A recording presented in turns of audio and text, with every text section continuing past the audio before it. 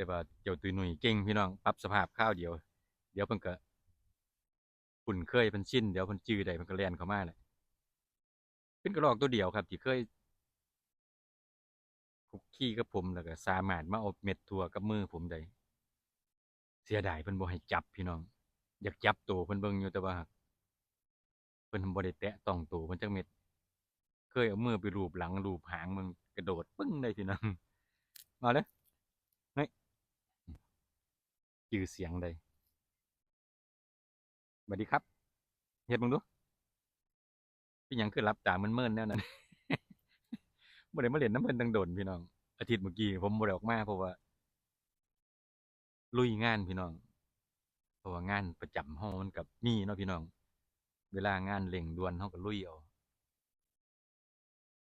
อย่างหนึ่งสภาพอากาศก็บ่เป็นใจนำพี่น้องถ้าเกิดสภาพอากาศดีๆเฮาก็อยากออกย่างเล่นย่างเลาะเนาะพี่น้องหาถ่ายเอาคลิปวิดีโอหรือว่าหาถ่ายแนวสวยๆงามๆมาให้พี่ให้น้องเฮาเบิ่งต่างเป็นรางวัลให้พี่น้องเฮาเวลาแวะเวียนเข้ามาเยี่ยมเยียนบางเทื่อ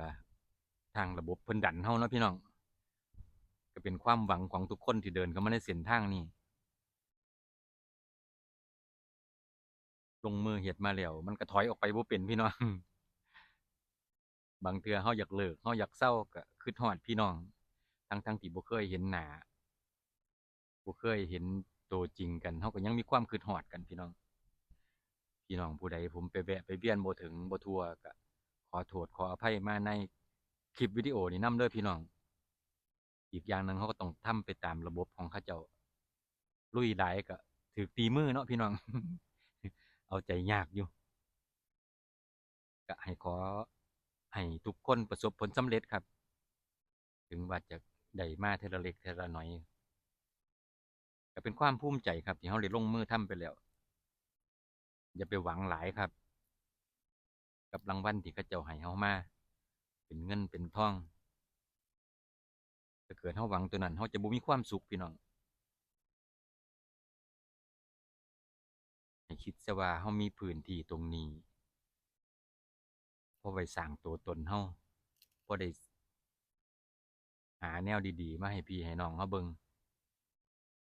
ก็เป็นความสุขนะพี่น้องหอดมือใดมันหันสิได้มาเนาะพี่น้อง